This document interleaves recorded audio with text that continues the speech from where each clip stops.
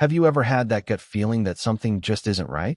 That eerie sense that someone or something is watching you, even when there's no one in sight. This story starts with three friends, all in their late 20s, who thought they were just heading out for a casual weekend getaway. But what started as a fun road trip quickly spiraled into a chilling experience they'll never forget. It was a late summer afternoon when Marcus, Jenna, and Alex loaded up their SUV and hit the road. They were heading to a secluded cabin up in the Appalachian foothills, a place Marcus found online, with no neighbors for miles and just enough cell signal to keep in touch if needed. They wanted to unplug, reconnect, and maybe enjoy a little adventure off the beaten path. The first few hours of the drive were smooth, music, laughs, and the usual road trip snacks. But the GPS grew glitchy, the roads narrowed, and a thick fog began to roll in. That's when they passed an old gas station that looked like it hadn't been open in years, and that's when Jenna noticed the man. He stood near the edge of the tree line, motionless, just watching them as they drove by. Marcus laughed it off.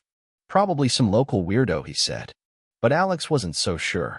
And as the road twisted deeper into the forest, they started seeing signs, literal signs, warning them to turn back now.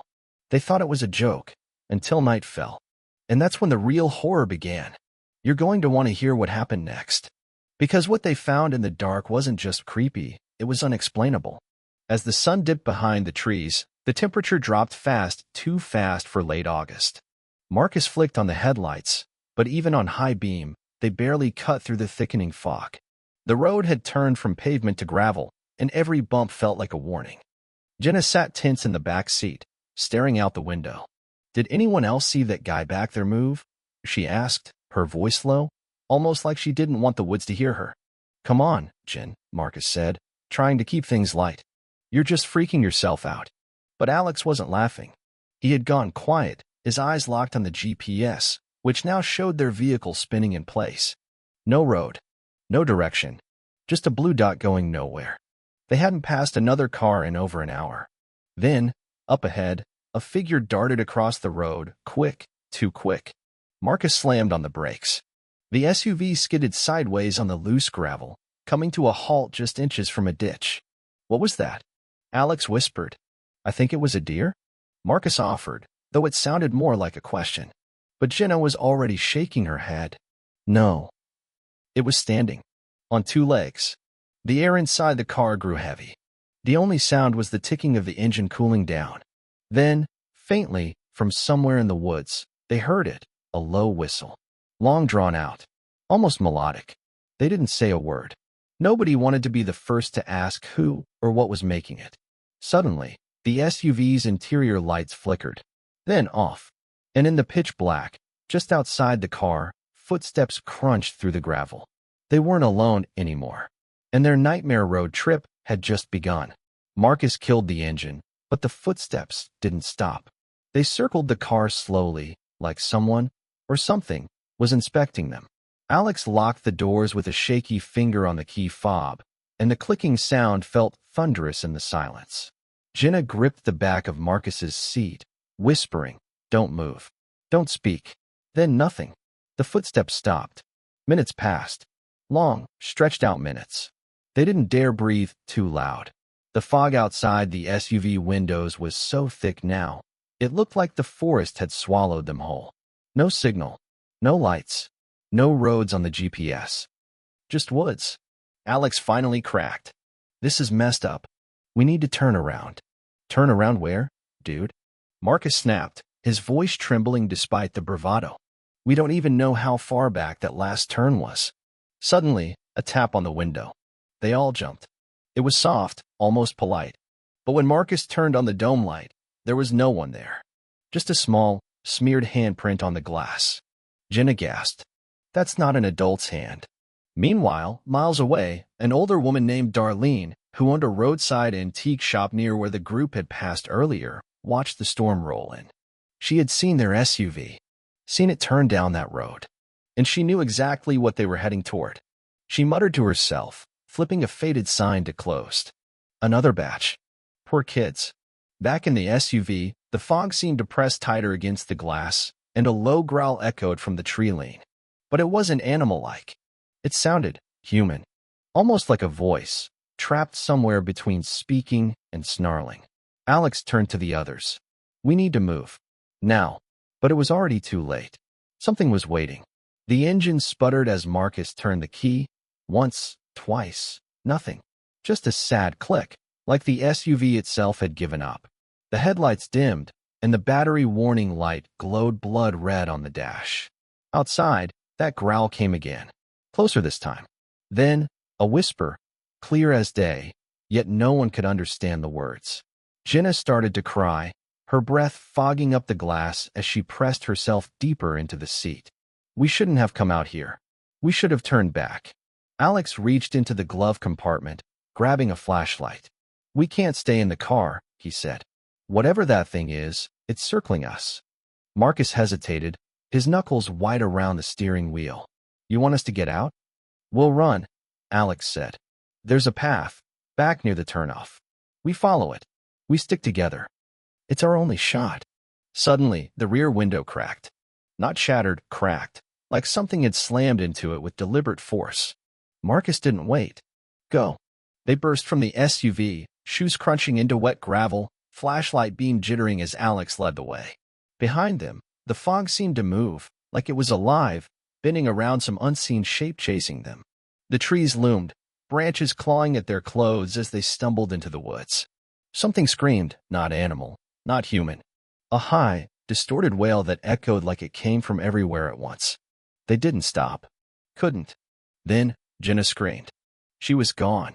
Vanished into the mist behind them without a sound, no footsteps, no rustle, just gone. Marcus spun around, yelling her name. Nothing. Alex grabbed him. We can't stop.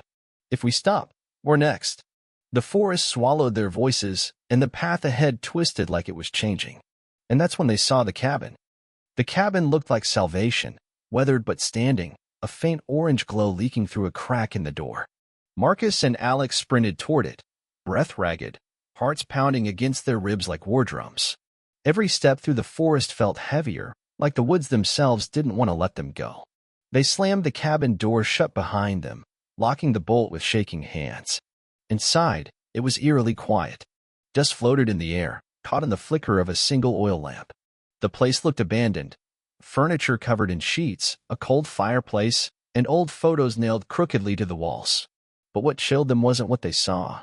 It was what they didn't. There was no light source. No electricity. No lamp. That glow had vanished the moment they stepped inside. Alex turned slowly. This isn't right. Marcus reached for his phone, but it was completely dead. Not low battery, dead. He glanced at the photos. The people in them, they looked familiar. Too familiar. That's Jenna, Marcus whispered, pointing to a black and white photo of a girl standing in front of the cabin. Same clothes, same hair, same uneasy smile. Alex stepped back, bumping into something. Or someone. They turned. A man stood in the doorway to the back room. Eyes sunken, skin pale, like damp paper. She's been here before, he said, voice hoarse. They all come back. This place calls them. Marcus and Alex froze. Before they could speak, the windows blew open, wind and fog pouring in like a living thing. That same distorted scream echoed around them, louder than before, shaking the floorboards. The man didn't flinch. He just smiled. You brought it with you, he said. And then the cabin door slammed shut. From the outside, the wind inside the cabin howled like a siren, whipping through the cracks and knocking photos from the walls. Marcus backed into the corner, hands over his ears, while Alex grabbed a rusted fireplace poker and pointed it at the pale man. What did you mean? We brought it. Alex shouted over the roar. The man stepped closer, unfazed. It attaches to fear, to memory. Every person who enters these woods drags it deeper into the world. You think you're running from it, but you're feeding it. Suddenly, the floorboards beneath Marcus buckled. Black, root-like tendrils slithered up through the cracks, wrapping around his legs. He screamed, trying to wrench free, but they pulled tight. Alex lunged, swinging the poker, breaking a lamp and setting part of the cabin wall ablaze. The fire spread fast, unnatural fast, flickering green and blue like no normal flame. The pale man only laughed. You're too late. She's already part of it now.